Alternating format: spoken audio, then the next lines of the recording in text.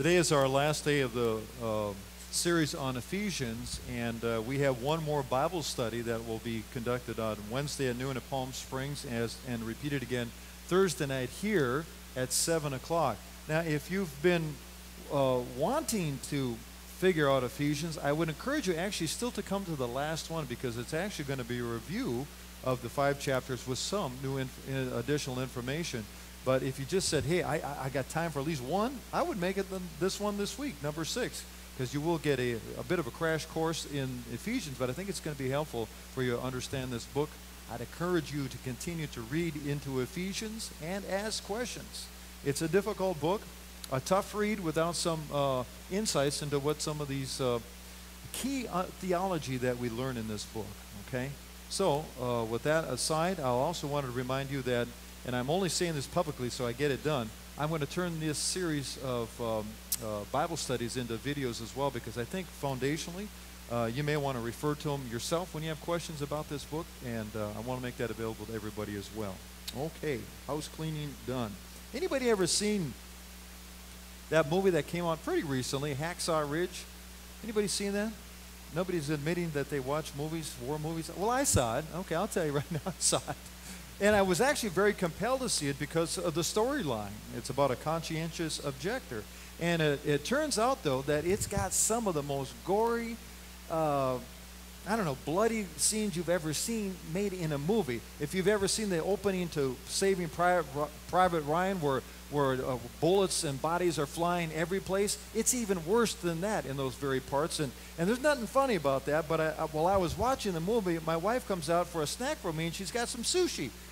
And I'm thinking, yeah, maybe not quite the right thing to chew on while I'm watching the middle of the scene. But the movie itself had a very important fundamental message to it, and it's about a soldier by the name of Private Desmond Doss, who, because of his faith, he wouldn't pick up a gun and he wouldn't do anything to harm anyone, but he was desperately wanting to. This is during World War II. He desperately wanted to serve his country. He wanted to find a way to do that, and so he decided he would become a medic in the Army.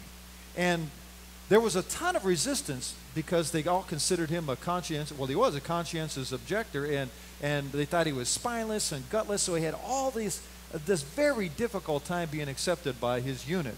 Well, eventually he does get into the position as a medic in the Army, and then he has to go serve in Okinawa along with his unit as well, as a Marine, actually, with a Marine unit.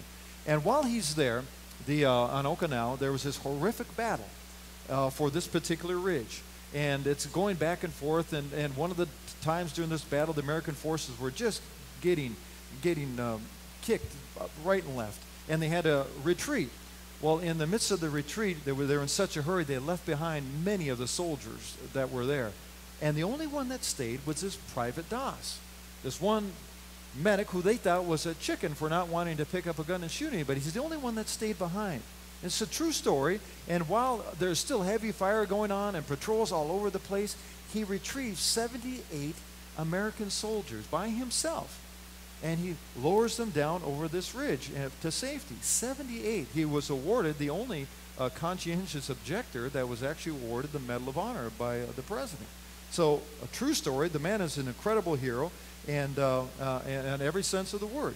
Now, I watched the movie because I was curious about that particular storyline, because I'm really not into the blood and guts of war movies. But I asked myself, well, why do I like them? Why do I like war movies? You know, I love John Wayne and Westerns, and I came to be very simply, I like to see the good guys win. I think that's inherently why I'm watching them. I want to see good triumph over evil at some point. Because more and more in the world that we live in, it's a little harder to identify when that's actually taking place. And part of the problem is because the enemy that we're used to, like were the good guys in the white hats and the bad guys were the black hats in Western movies, it's harder to see who really is the enemy today. I mean, there's some hot spots around the country where there's that crazy dictator in North Korea oh, okay, he's the enemy. I can see that. And certainly when you look at the activities of ISIS and their presence in the Middle East, clearly we've got an enemy there, but there's actually an enemy that I worry about a lot more than those guys. And that's an enemy that's really hard to spot. It's not very obvious. And it's this deadly enemy that Paul is referring to in chapter 6 of Ephesians when he writes these words, to put on the full armor of God so that you can take your stand against the devil's schemes. For our struggle is not against flesh and blood, but against the rulers, against authorities, against the powers of this dark world, and against the spiritual forces of evil in the heavenly realms. Wait a minute. Oh, I thought after Jesus was crucified, died, and was risen from the grave, wasn't that the defeat of evil in the world? Yes, it was. Absolutely. We conquered evil, but even though evil was defeated, the dark side was overcome, it still has a bite. Reminds me of the story that was found in the New England Journal of Medicine concerning people that had been bitten by deadly dead snakes. Dead ones, though. The story was about a man that was working in his garden. He spots a rattlesnake in his garden, so he takes his shovel and beheads the beast, the serpent. And he was kind of curious, and he picks up the head of the snake, and all of a sudden it just reaches out and grabs him. It was separate. The head is separated from the body. And the article points out that 15% of all the snake bites that happen occur when people pick up a dead snake thinking they're not going to bite them. Well, up to an hour after the fact, snakes have an automatic response to anything that gets close to them, and they just bite. So I didn't know that myself, so I'll be careful with snakes, if nothing else, if you learn today. But in the end, he was bit. Even though that snake was dead, he was absolutely bit, and he had to deal with the consequences of that bite. So in the same way, absolutely, evil was defeated, but it was not completely defanged. It still has a real bite to it. No, unlike the enemies in war, which are very visible, of course, it's not always easy to see evil and how it's working in the world. There's a famous French poet by the name of Charles Baudelaire who said this: "My dear brothers, never forget, the devil's best trick is to persuade you that he doesn't exist." You've heard that before. Now, in our country, in this time, it's the very same situation that Paul's referring to. And just because you can't see evil at work doesn't mean it doesn't exist. And it's everywhere, I think, doing its worst. You know, one of the greatest discoveries of this last century was, in physics, was the discovery of dark matter. It's actually, they've known about it for a while. But they've never been able to see it, and they've never been able to measure it. And the only reason they know it's present is because it affects the orbits of large bodies. It could be a planet or even a whole solar system. They know there's that some 25% of the universe is out there, but they can't see it, only the effects of it being there. And evil works in much the same way. You can't pinpoint, well, there's the devil. I can see it right there. You can't visibly see it, but you certainly can see the effects. You know, when a parent is beating a child senselessly, you can see the effects of evil. When a bank or a lending institution charges 30% for interest for poor families, you can get evidence that evil is hard at work in greed. And when for example, a corporation is dumping toxins into the ground and Americans are dying downstream, evil's hard at work. And when we abandon our senior citizens, when families just write them off, and we as a culture write them off, that's evil at work. Well, don't even begin to tell me that you can't identify the consequences of evil in the world, because it's plain and clear to me that it's active and working in the world. C.S. Lewis once said, "There is no neutral ground in the universe. Every square inch, every split second is claimed by God and counterclaimed by Satan." There's a worldwide battle going on. It's WW3 against the spiritual forces of evil, and we need to arm ourselves lest we be overwhelmed as well. Now, I noticed the new administration has made a decision to try to increase the budget for defense spending. They want to make sure we remain the best in the world, that we have the elite forces, etc. To tell you the truth, I don't fear the enemy that we can see even a fraction as much as I fear the one that we cannot see, this evil that we're talking about. And though we certainly want to protect our soldiers, I don't think that's our biggest concern today. I think the invisible enemy is the one that's actually currently causing incredible casualties, and we're just not really cognizant of it. We hear about it, but it's not registering in our heads. And in fact, the casualties that are going to be caused by evil this year outweigh any conflict that we've had in a very long time. 70,000 people this year alone will die from drug and alcohol abuse. Well, that's evil in action, gang. And compare that to the 20-year stretch in Vietnam where only 58,000 soldiers died. Not only, but 58,000 soldiers died. 70 this year, 20 years, 58,000. But we took to the streets in protest against the Vietnam War, and yet I'm telling you these numbers, and you'll walk out here and go, yeah, that is kind of a lot of people. See, that's the effect of evil. It's got us hoodwinked. We just don't know it's working us, and we don't even know it. We're not aware of it. That's what Paul's talking about. That couple thousand years ago, the same evil was hard at work back then. And in this chapter 6 of Ephesians, he's sounding the alarms. He's raising the flags and saying, hey, look, hello, it's happening to you, and you need to prepare yourself. You need to arm yourself against it. So he gives them some protection. And what he tells them then is the identical thing that we need to put on today, which, as Paul says, and Miss Gloria said it, you got to put on the full armor of God so that you can stand your ground against the devil's schemes. And then he goes on to describe what it looks like. I was fascinated listening to Miss Gloria, who said, yeah, I'm just going to take one. And she went through like most of my sermon this morning, and I'm going, well, I hope you do a good job with that, honey, because I got to cover the ground again. And she really did get the essence of what we're talking about. I'm going to flesh it out just a little bit more, though. I want to give you a little taste of what we're talking about here, because I've got actually a picture for you to take a look at. And it's a picture of a Roman soldier, as you can see behind us here. And as I describe what they're wearing, you can kind of see what it looks like. And first up is this belt of truth that's buckled around your waist. You know, the soldiers back then, this is one representative, but you notice the area that's protected, a very vulnerable area. And putting on the belt of truth then for a Roman soldier would help protect them. Okay, well, that's true today. That truth is an incredible protector against evil and the devil's schemes, because where there is truth, there is light. And the devil hates light. The devil loves you to keep your secrets. He loves you to keep things in the dark. But God wants you to shine the light on those things that you're holding back and trying to keep secret. God wants you to get it out in the open.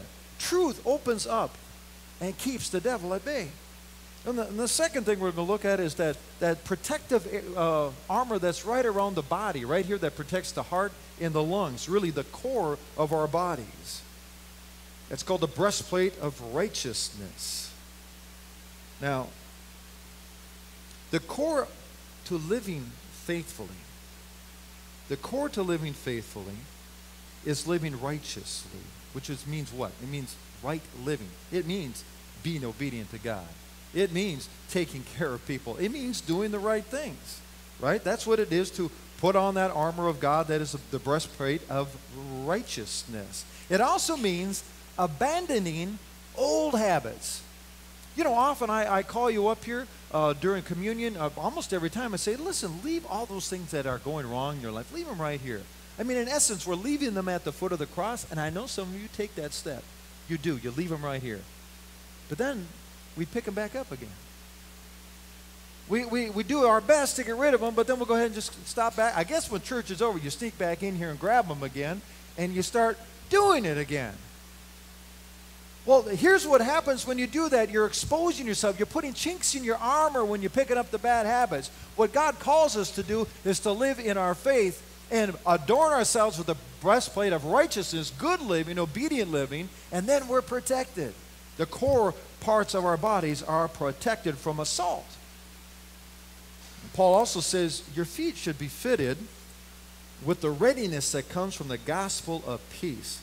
Now, I was really listening to say, I wonder how she's going to handle that one, because that sounds complicated. Let me read it again. Your feet should be fitted with the readiness that comes from the gospel of peace. Well, that word readiness jumps out for me, and of course the gospel are two words that we put together and try to figure out what they're talking about here. And what he's telling us, in other words, Paul is telling us that, listen, you need to be ready by examining, reading, embracing the gospel of peace. The words that Jesus tells us. Because what happens then we are nimble, we're alert, we're ready for action, and we're with evil wherever we might encounter it. And actually think about it, when you are nimble and alert and ready for evil wherever it is, it's a position of strength, right? When you prepare yourself in this way, your position is strength, and you get to be comfortable with what you got on your feet, you're ready for action. And then at that point, you're at your strongest. You're able to defend yourself the best possible way. But I would take that a little bit further and say, not only do you have the truth of the gospel on your feet, that means you're ready to share it with others. And I think Paul is also positioning us to go into the world to make sure other people hear the gospel so they too are ready to deal with what's the reality in this world really is. It is ironic, though, in general, this whole topic is kind of ironic, that Paul uses body armor of a soldier as a metaphor, considering that he's also talking about the gospel of peace as found in Christ. There is another component of our spiritual body armor, which is actually an external piece. It's the shield that he's holding in his hand here. Now, back in the day, they used to make these shields out of leather. They'd find a big, thick piece of leather, and they would shape it in the form of the shield. And then, when they went into battle, or just before they went into battle, they would soak it with water. Because, as I'll read the scripture that goes along with this, the shield of faith, which you can extinguish all the flaming arrows of the evil one. So as the enemy is shooting flaming arrows at them, they would hold up their sheet that had a shield, and as the arrows hit it, they would be extinguished because it was wet. Okay, what are the flaming arrows in our lives? I mean, what's the correlation in our context? Well, look at it this way. Something tragic happens to you. And all of a sudden, you kind of wonder, God, are you really here? I mean, a loved one is hurt, or a relationship goes really badly, and all of a sudden, the flaming arrow in your life is the word doubt about God. Are you really here, God? Are you real? I'm suffering, I'm struggling, I'm hurting. And what Paul's telling us is, listen, your faith is your shield against doubt. Hold it up. Use it. Because when we doubt, guess who has an opening? The dark side's got an opening when we are doubting God. So keep it up, and keep it up high. As Hebrews 11:1 says, our faith is the confidence that we hope for will actually happen. It gives us assurance about the things we cannot see. It's our faith in God, our trust, knowing that God's promises are true, and that everything that's happening to us at this moment is actually going to work out for the good, as it says in Romans. That's our faith. Finally, the other piece of armor which Paul is talking about is the helmet of salvation. Now, clearly, we all know what a helmet's for, right? And Miss Gloria gave a good illustration. You know, back in the day, soldiers needed a helmet because they were so vulnerable without it. I mean, you might take a hack to the arm or the leg, but you can keep going. But if somebody whacks you with a sword in your head, one shot, and it's one and done for the most part, right? That helmet was a vital protector to them. It protect their minds, lest they be disoriented or just knocked out. right in the same way, along those same lines. We're protected. Our minds are protected by putting on this helmet of salvation. But I'm not sure that that's really clear with the word salvation and helmet. How are these two going together? Helmet and salvation. Well, what's salvation? It's a process, isn't it? Salvation is a process of being saved. So when we're looking at this process of salvation, it's made up of components. And the sum of all the things I just got done talking about, your faith, living righteously, preparing yourself for the gospel, are all these components that make up the process of salvation. So Paul said, put it all together. Use it all together at the same time, and let that be the body armor that will save you and protect you through whatever crisis you're going through, whatever evil is out there in the world. That's the way you go about that. There's one more item, though. It's not really shown up here, but it was called the sword of the Spirit, which is actually just the Word of God. I know there's an old saying, you ever heard this? The best defense is a great offense. You ever heard that saying before? Reminds me of this old war story about a Marine that gets a letter from his girlfriend. And he opens up the letter and starts reading it, and it's just one of those, Dear John letters. It's a letter that says, hey, we're done. It's all over. Sorry. And if you'd be so kind, she writes to him, please send back my picture, because I don't want you thinking about it anymore. It's just done.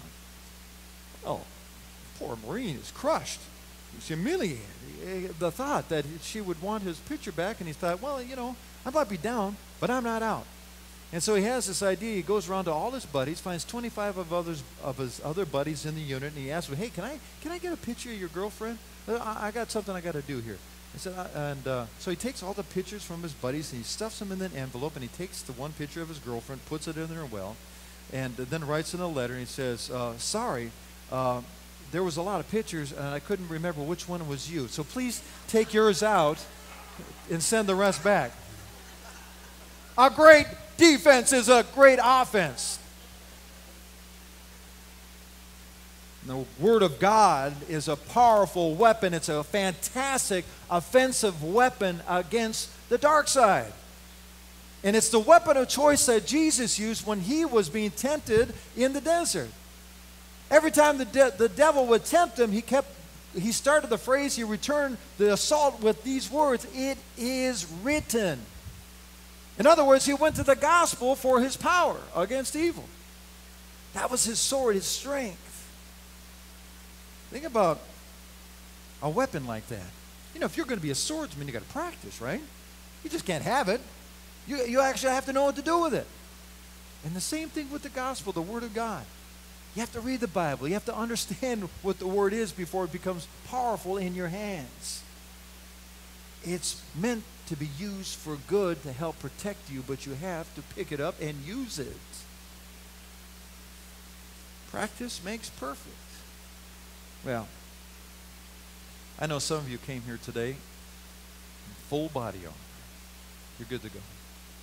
You've known about this lesson maybe all your life, and you've been making sure that your armor stays in place and that you wear it, get up in the morning and put it on. Being ready. But I also know that some people maybe only have one piece on. They left out maybe the belt of truth. Or they haven't been using their swords appropriately, or they're not picking up the gospel of God at all. And so you're left vulnerable. What Paul is telling us, you've got to have it all on for it to be effective. Every piece of this. Otherwise, there's a chink in your armor, as I said. Now, here's the good news. If you want to armor up, all you have to do is to declare the Lord Jesus Christ, your Lord and Savior. With all your heart, your mind, your soul, and your body, you just have to make that commitment to say, I want to be prepared. I want everything I need to do battle in the world. Ask for it. It's yours. Ask for it and wear it in His name. Amen. Would you stand and join me with a closing hymn this morning?